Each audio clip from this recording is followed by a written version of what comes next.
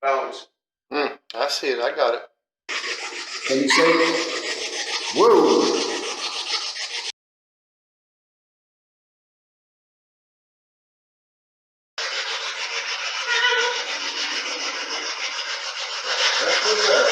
That was a woman like saying hell, but it was. Is that on there?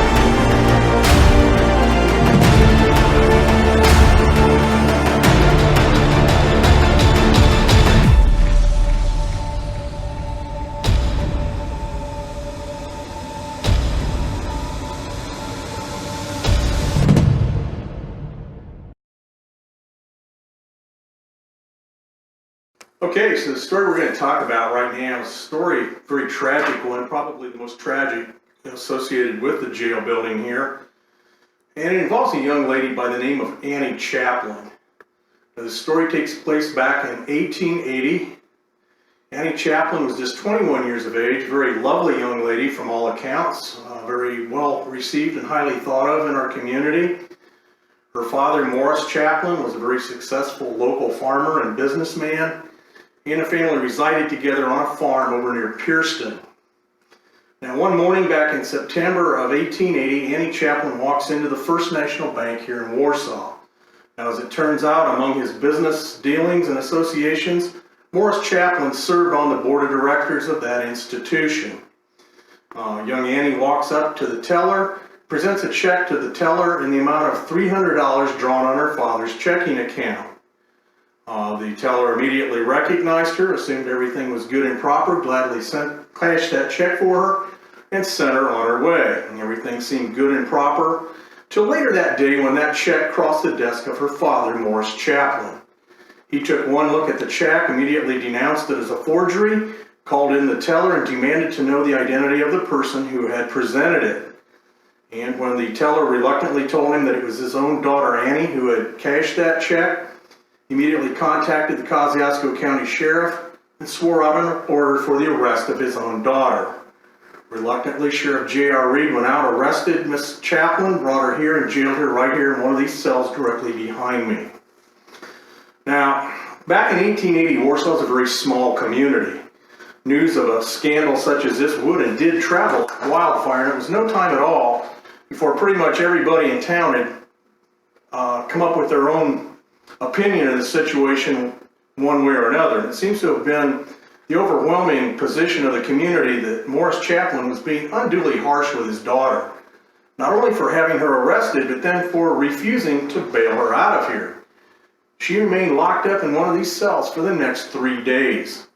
Now, finally, on the third day of her incarceration, she broke down and divulged the identity of her co-conspirator in this plot, a gentleman by the name of Gwen Smith. Now, as it turns out, Gwen Smith was in his early 30s. He was married, father of several small children, and he was a local sales representative for the Singer's sewing machine company. The sheriff sent a deputy out, arrested Mr. Smith, jailed him here as well.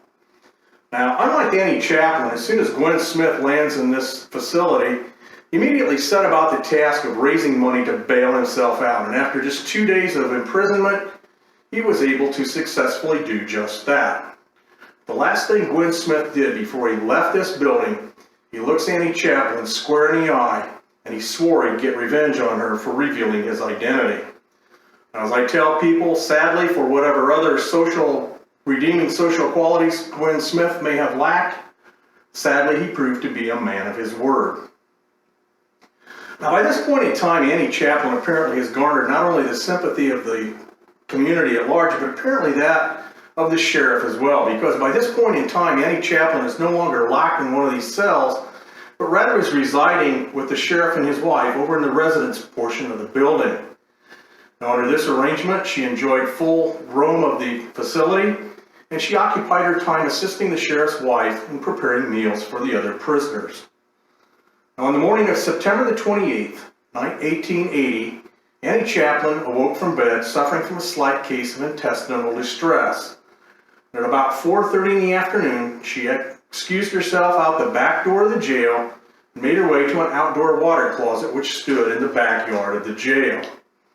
Now, unfortunately today, we realize that when Annie Chaplin entered that outhouse, she was not alone. For right across the street over here, lurking in the shadows, waiting and watching, stood Gwen Smith. And when he saw Annie Chaplin enter that outhouse that day, he knew his opportunity was at hand. He rushed across the street, hopped over the short wrought iron fence that surrounded the jail yard, and concealed himself next to the outhouse. When Annie Chaplin exited that structure, he crept up behind her, reached around with his left hand, placed it over her mouth. With his right hand, he pressed a .32 caliber revolver into her upper right back and pulled the trigger. That bullet entered her back near her right shoulder blade, exited through her left breast, piercing her heart, and virtually killing her instantly. Annie Chaplin literally died in her tracks. As if this weren't heinous enough, Smith then bent over her lifeless body, rolled her over, and fired a second shot at point-blank range through Annie Chaplin's head. Then, if I may borrow an exact quote from the newspaper account of the day, he then placed the gun to his own damnable head and pulled the trigger, thus blowing out his brain. Gwen Smith fell dead to the grass less than 3 feet away from the lifeless body of Annie Chaplin. You can imagine the horror that confronts Sheriff J.R. Reed as he rushes out the back door of the jail to see what all this commotion is, only to find not one, but 2 dead bodies in the backyard of the Old Kosciusko County Jail. Ever since that tragic day in 1880, this building has been wrought with paranormal activity. And the spirits of Annie Chaplin and Gwen Smith are 2 of the most commonly encountered here in this building. Please light one of those up for us. I only want to communicate with you. You can't light one of those, move something, or make a sound, knock on something, shuffle something. Make a knocking noise like this. Knock on something. As Bones and Greg try to make a connection with Annie Chaplin on the ladies' level, I am spending time locked in solitary confinement, reaching out to Kyle Wallen, who was one of 4 documented suicides that took place in this very cell.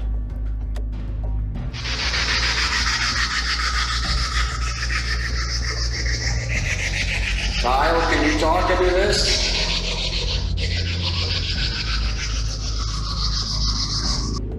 Light one of those flashlights up, or make that meter turn brighter colors, yellow or red. Please do that for me.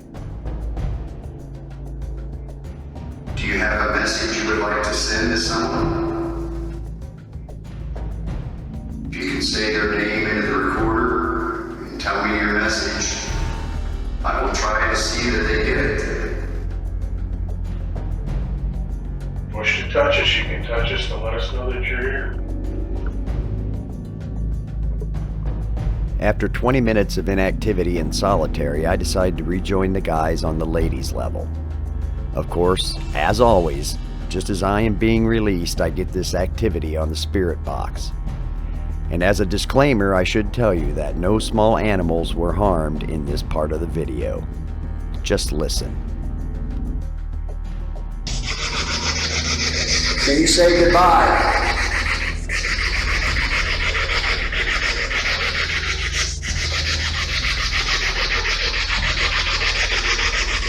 Can you say woo? Can you say woo? Can you say woo?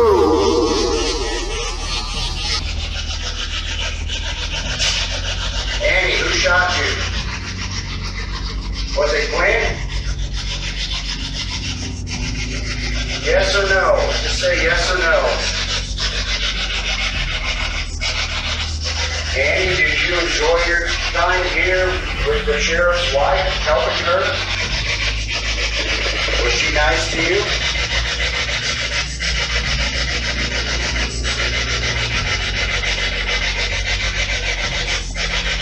Was the sheriff nice to you?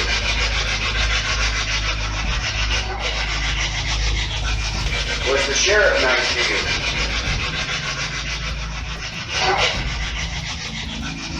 Was the sheriff nice to you?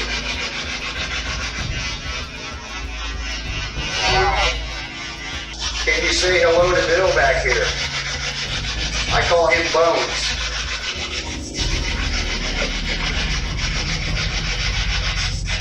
Can you touch Bones? Annie, can you touch it? Annie, can you touch it? Annie, can you touch it?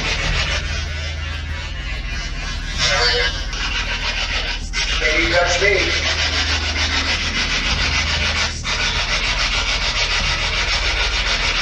I give you permission.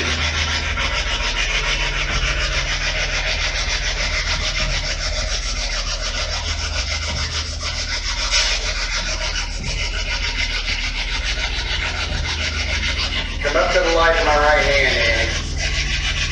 Come up to my right hand. Take my right hand. You don't have to be afraid. You don't have to be afraid. You don't have to be afraid.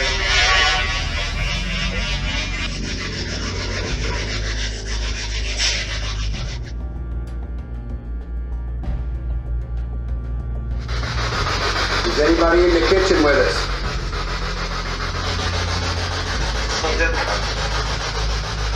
Is anybody in the kitchen with us? Is anybody in the kitchen with us? Something very interesting happens here in the kitchen. A minute or so after receiving the first response on the spirit box, we captured the exact same multi-word response again. This time it is louder and in a different tone of voice, but still not understandable.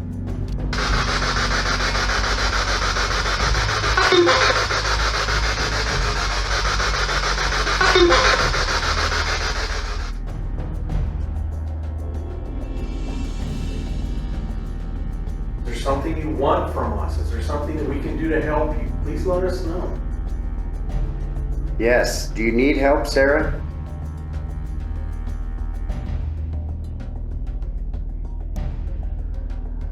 Do you need help, Sarah?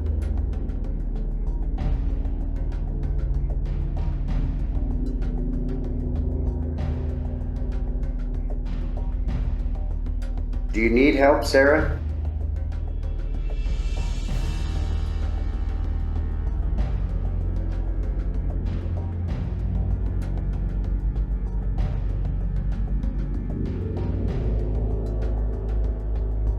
Can you turn one of the flashlights on in the corner? Can you touch the bulb? Can you make a sound? Any kind of a sound? Can you tap? Can you do that?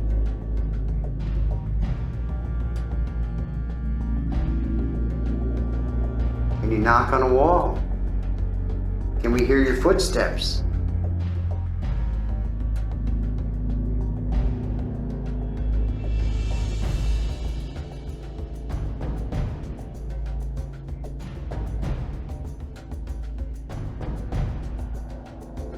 Well, I tell you, for feeling, I mean, I have absolutely zero creepy feeling in here. I don't either, right? Yeah, I mean, it just feels quiet. Now, I've been up here when it's been crazy. I've been up here nights when there's nothing. Try another room. Yeah, this is just quiet.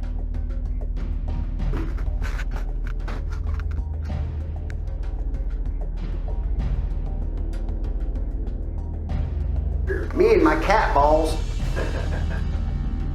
I'm using this. Sounds like some sort of medical suit. It does, doesn't it? That's what Bill says all the time.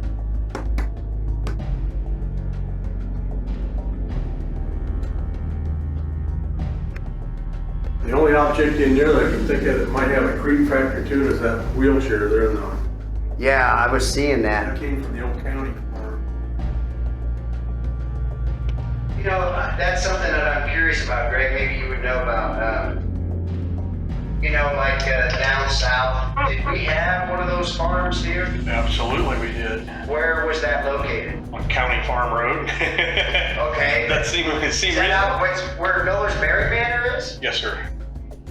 The big building up there that now serves as the administrative offices for Miller's Berry Manor was the county farm. Okay. If you look closely, there's a number of buildings around it. There's a barn there. Bones. I see it. I got it. Come on in. Yeah, yes. Thank you. Uh-oh, refactor chills. Yeah, that just. Like You make that go again? Notice as I set the cat ball on the table that I make sure it is completely still. I'm going to add a timer so that you can watch just how long this activity takes place.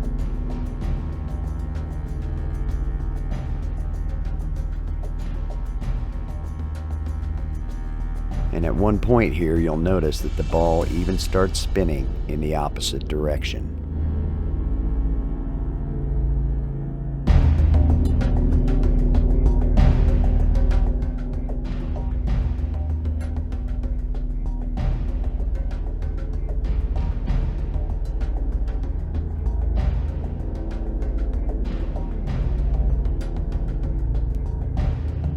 Just over 35 seconds.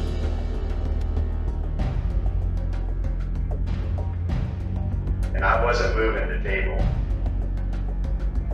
You did get that light, huh, when it was on. Do we have another room? Mm-hmm.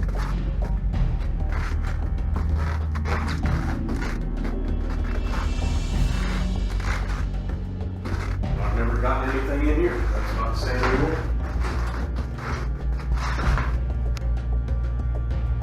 Maybe this device will make it easier for you to talk.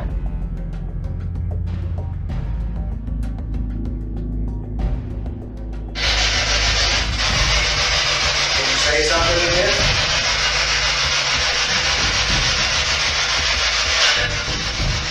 Hello? What is your name? What is your name?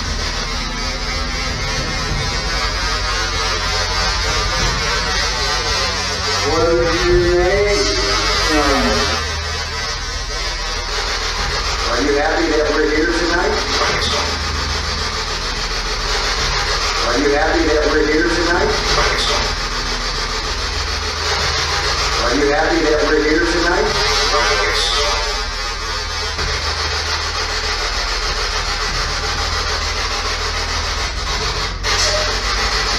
I heard the man's voice. Who are you?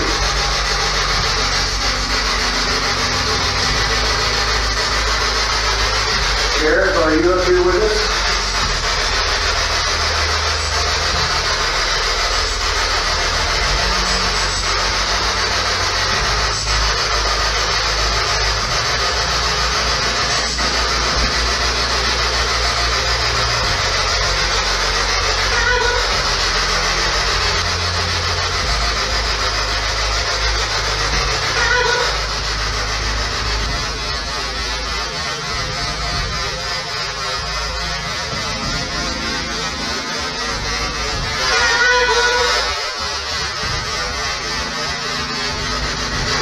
That was a woman like saying help, but it was.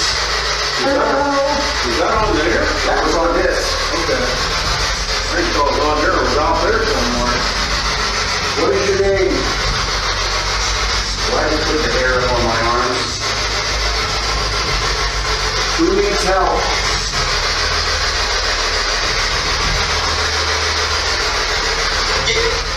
Who needs help?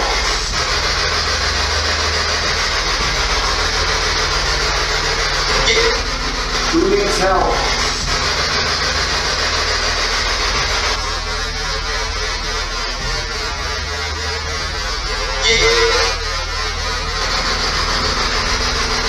Who are you?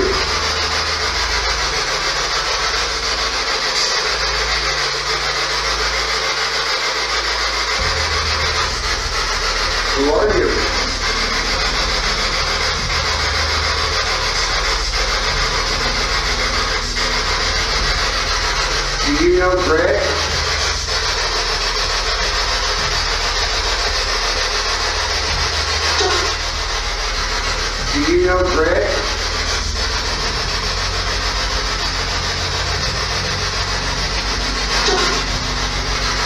Do you know Greg?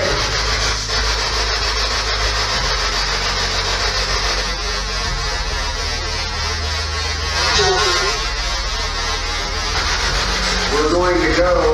What do you have to say? You want to say something?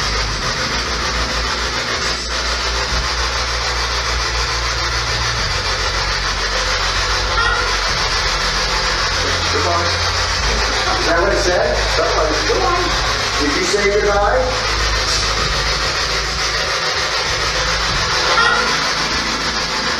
Goodbye. Is that what it said? Goodbye. Did you say goodbye?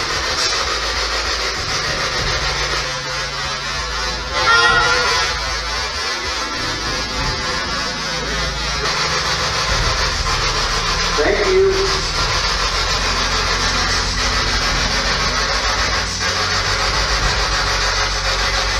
Hopefully we can talk again.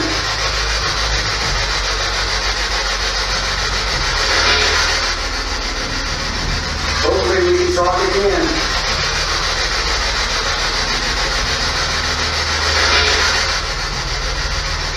Hopefully we can talk again.